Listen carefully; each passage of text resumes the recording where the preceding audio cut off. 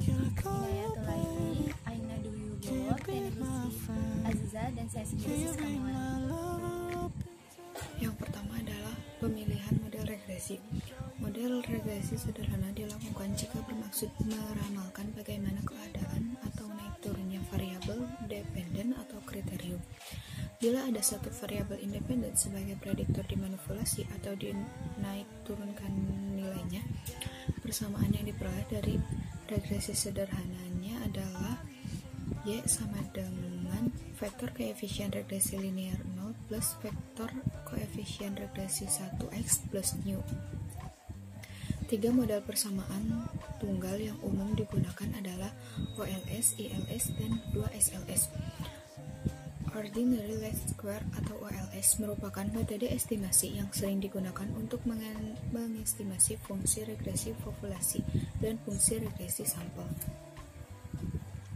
Secara umum, terdapat dua jenis mode regresi, yakni mode regresi linear dan regresi non-linear. Mode regresi linear merupakan mode regresi yang mempunyai fungsi regensi linear dalam parameter. Mode regresi yang hanya dilibatkan satu variabel tak bebas Y dan satu variabel bebas X disebut regresi linear sederhana.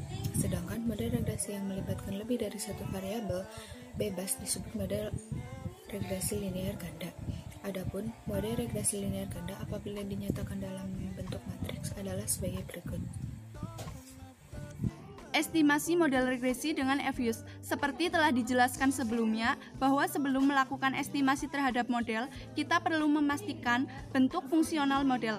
Untuk memperoleh bentuk fungsional model terbaik, perlu dilakukan metode pemilihan model menggunakan metode MWD.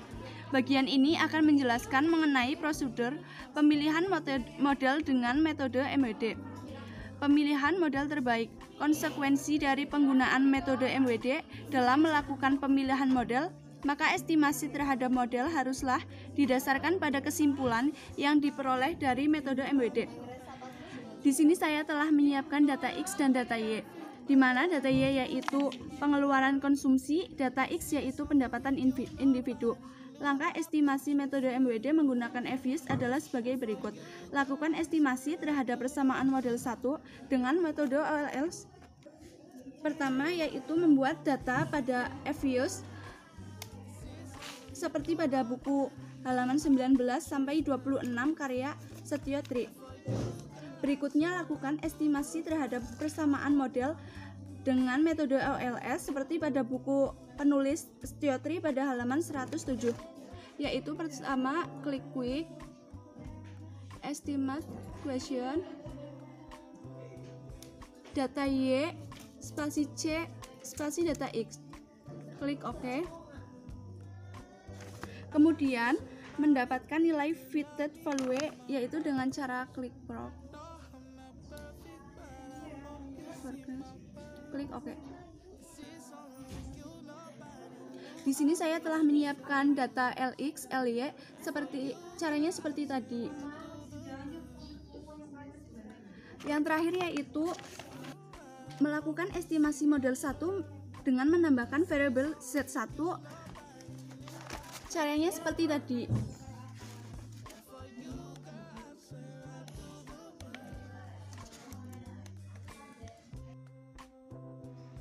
Saya Aina Dwi Wibowo. Di sini saya akan menjelaskan prosedur estimasi model regresi. Tahap penting dalam mengukur keberhasilan analisis regresi ditentukan oleh bagaimana kita mampu mengestimasi model regresi sesuai prosedur yang benar. Analisis regresi merupakan suatu analisis yang digunakan untuk menjelaskan pengaruh seperangkat variabel bebas X dan variabel terkait Y. Metode dan tahap estimasi terhadap model regresi sederhana maupun model regresi berganda secara umum adalah sama. Untuk mempermudah pemahaman terhadap tahap estimasi model regresi akan digunakan model regresi sederhana. Estimasi model regresi ini dilakukan terhadap model yang telah terpilih berdasarkan prosedur pengujian model menggunakan MWD seperti dijelaskan sebelumnya. Estimasi terhadap model regresi dapat dilakukan dengan dua cara. Yang pertama, cara konvensional atau manual, dan cara modern.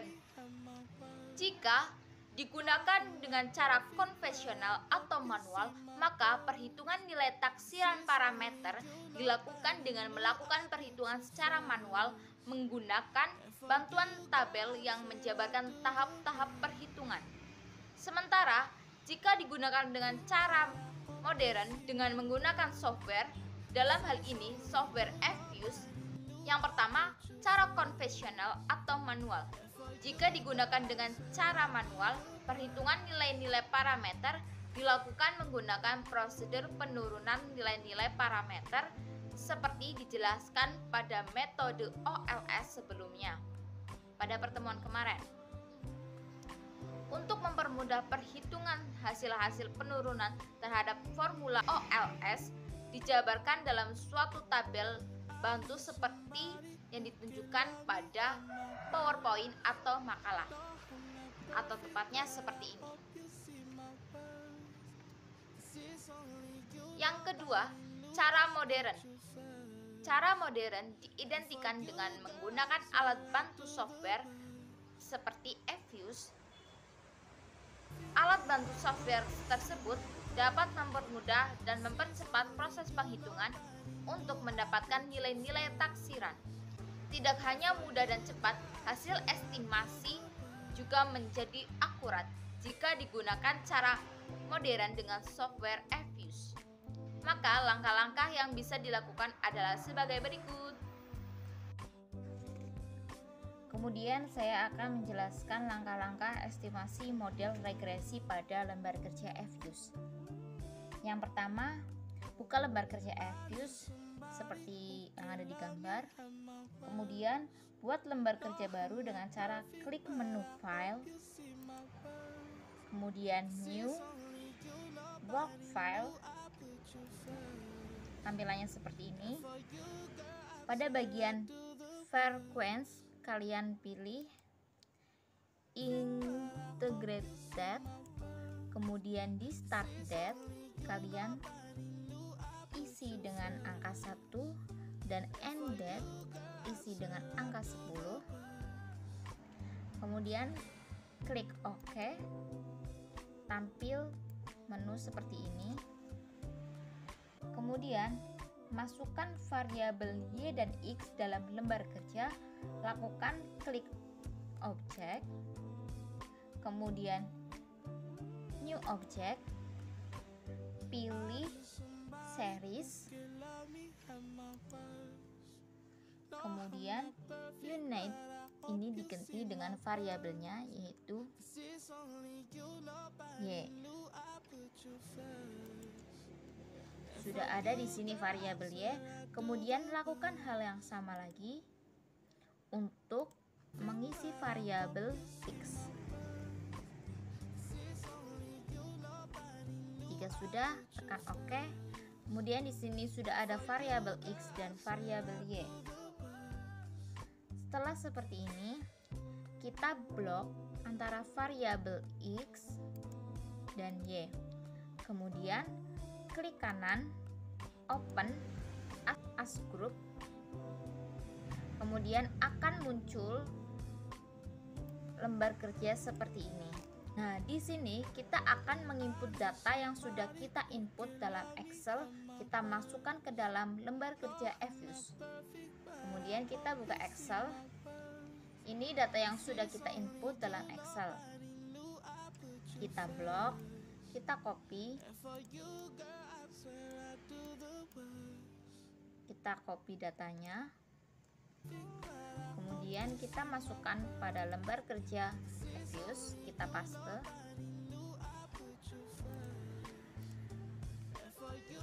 Jika sudah, akan muncul lembar kerja seperti ini. Ketika data telah di-entry pada lembar kerja Fuse, maka langkah berikutnya adalah memulai melakukan estimasi. Langkah yang pertama adalah klik menu Quick, kemudian estimasi equation. Akan muncul lembar kerja seperti ini. Kemudian di bagian equation specification, ketik nama variabel yang akan diestimasi dimulai dengan variabel terkait, kemudian diikuti dengan konstanta dan variabel bebas seperti berikut ini. Di sini variabel terkaitnya yaitu y, kemudian spasi, masukkan konstanta c, kemudian kita masukkan variabel bebas yaitu x. Seperti ini. Jangan lupa di bagian method kita menggunakan least square. Seperti ini. Jika sudah, kita klik OK. Dan ini adalah tampilan hasilnya. Kemudian interpretasi hasil estimasi. Interpretasi hasil estimasi merupakan tahap penting dalam proses pengolahan data. Keberhasilan pengujian hipotesis juga dapat dilihat dari hasil estimasi. Berikut akan saya tunjukkan hasil estimasi terhadap model regresi menggunakan metode OLS berdasarkan hasil estimasi yang saya ujikan tadi. Terdapat di slide bahwa hasil estimasi terdiri dari pertama, heading, yang kedua, parameters, yang ketiga, statistikal. Berdasarkan estimasi tersebut yang tertera pada gambar PowerPoint, ditampilkan menjadi 3 bagian penting dalam hasil estimasi, yakni pertama, heading. Pada bagian ini ditampilkan informasi umum berkaitan dengan estimasi model. Informasi tersebut antara lain yang pertama, dependent variable Y, artinya bahwa model kita menggunakan variabel terkait Y. Yang kedua, method least square, artinya metode yang digunakan dalam estimasi model adalah menggunakan metode OLS. Kemudian date dan time, menunjukkan tanggal dan waktu kapan estimasi tersebut dilakukan. Tanggal dan waktu mengacu pada settingan komputer yang digunakan pada saat kita melakukan estimasi tersebut. Kemudian sampel tertulis 1/10, artinya bahwa jumlah sampel yang digunakan adalah sebanyak 10 sampel. Kemudian include observation tertulis 10, artinya dari 10 sampel yang digunakan semuanya telah dimasukkan dalam proses estimasi. Yang kedua, parameters. Pada bagian ini ditampilkan nama-nama variabel yang dimasukkan dalam model. Jika pada tahap estimasi tadi saya mengetik Y spasi C spasi X, maka maksudnya adalah saya menjadikan Y sebagai variabel terkait, C dan X sebagai variabel bebas. Selanjutnya variabel C dan X ditampilkan dalam bagian ini. Pada bagian pertama, coefficient menampilkan nilai koefisien masing-masing parameter bebas. Semakin besar nilai koefisien, maka pengaruh variabel bebas terhadap variabel terkait juga semakin besar. Kemudian stand error menunjukkan nilai penyimpangan dari variabel yang digunakan. Semakin besar nilainya, berarti bahwa semakin besar data yang menyimpang. Yang dimaksud menyimpang yaitu menyimpang dari nilai rata-rata hitung. Kemudian ada t-statis, merupakan nilai t-statis dari masing-masing parameter. Nilai ini akan digunakan untuk menentukan apakah parameter memiliki pengaruh signifikan atau tidak. Kemudian prob menunjukkan probabilitas dari setiap parameter. Nilai tersebut dapat digunakan untuk melakukan pengujian hipotesis. Dan yang ketiga adalah statistikal. Pada bagian ini ditampilkan summary dari nilai-nilai statistik lainnya. Di luar koefisien, standard error, maupun probabilitas. Nilai-nilai tersebut bermanfaat untuk menentukan kebaikan dari model estimasi. Terima kasih. Analisis dan interpretasi terhadap hasil estimasi data. Yang pertama, ada model yang terbentuk berdasarkan hasil estimasi. Model yang terbentuk adalah sebagai berikut. Y sama dengan 24,4545 plus 0,5099 X plus lambang seperti. Ingat bahwa model yang terbentuk adalah model ekonometrika. Maka pada penulisan model harus selalu dimasukkan error dalam model seperti lambang E. Berdasarkan model yang terbentuk dapat diinterpretasikan sebagai berikut. Variabel bebas atau disebut X memberikan pengaruh arah yang positif terhadap variabel terikat yaitu Y. Hal itu ditunjukkan dengan nilai koefisien variabel bebas yang positif. Artinya jika terdapat kenaikan satuan pada variabel bebas atau X akan meningkatkan prediksi variabel terikat yaitu Y sebesar koefisien variabel bebas X yakni 0,5099. Kedua, ada signifikan dari parameter. Dapat ditunjukkan dari nilai statistik maupun nilai probabilitas. Jika digunakan nilai statistik, maka angka tersebut perlu dibandingkan dengan nilai table atau data table umumnya dapat diketahui di lampiran buku-buku statistik.